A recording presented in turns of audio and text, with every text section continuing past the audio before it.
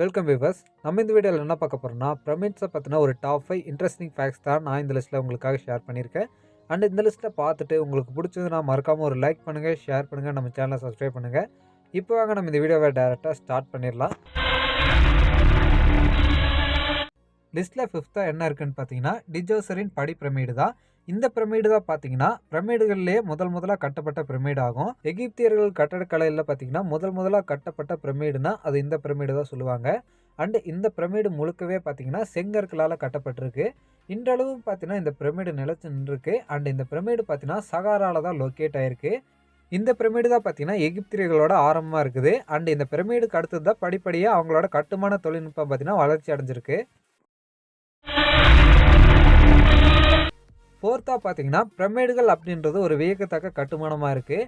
இன்றளவு பார்த்தீங்கன்னா இந்த பிரமிடுகள் நிலைச்சு நிற்குது. அண்ட் இந்த பிரமிடுகளை பார்க்கணும் அப்படின்னு சொல்லிட்டு சுற்றுலா பயணிகள் நிறைய பேர் ஆசைப்பட்டு எகிப்துக்கு போகிறாங்க. அண்ட் அங்கே போகிறவங்க பார்த்தீங்கன்னா இந்த பிரமிடுகள் மேலே ஏறணும் அப்படின்னு சொல்லிட்டு ஆசையும் படுறாங்க.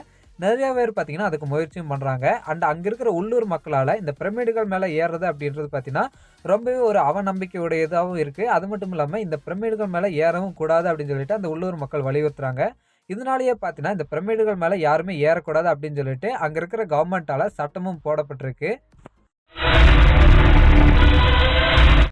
தேடா பார்த்தீங்கன்னா பிரமிடுகள் கட்டப்பட்டுள்ள கற்கள் தான். இந்த கல்லெல்லாம் பார்த்தீங்கன்னா கிட்டத்தட்ட ஒரு கல் பார்த்தீங்கன்னா 2.5 டன் எடை வருது. இந்த மாதிரி 2.5 டன்ஸ் எடை இருக்கிற கல்லை பார்த்தீங்கன்னா எப்படி கொண்டு போய் ஒரு பிரமிடை பில்ட் பண்ணியிருப்பாங்க அப்படின்றது இன்றளவுக்கும் பார்த்தீங்கன்னா ஒரு ஆச்சரியமாக தான் இருக்குது. அண்ட் இது வரைக்கும் பார்த்தீங்கன்னா அதிக எடையுள்ள கற்கள் பார்த்தீங்கன்னா எங்கே கண்டுபிடிச்சிருக்காங்கன்னா, அதாவது கிங் சேம்பர் அப்படின்ற ஒரு சேம்பரில் பார்த்தீங்கன்னா கிட்டத்தட்ட 80 டன் எடையுள்ள ஒரு கிரனைட் ஸ்டோனை பார்த்தீங்கன்னா கண்டுபிடிச்சிருக்காங்க. இந்த கிரனைட் ஸ்டோனை பார்த்தீங்கன்னா எப்படி மேலே கொண்டு போய் அந்த கிங் சேம்பரை பில்ட் பண்ணியிருப்பாங்க அப்படின்றதும் பார்த்தீங்கன்னா ஒரு ஆச்சரியமான ஒரு விஷயமா தான் இருக்குது. செகண்டாக பார்த்தீங்கன்னா பிரமிடுகள் அப்படின்னு நம்ம எடுத்துக்கிட்டாலே ஒரு 5 இல்லை 10 பிரமிடுகள் தான் இருக்கும் அப்படின்னு சொல்லிட்டு நம்ம நினைப்போம்.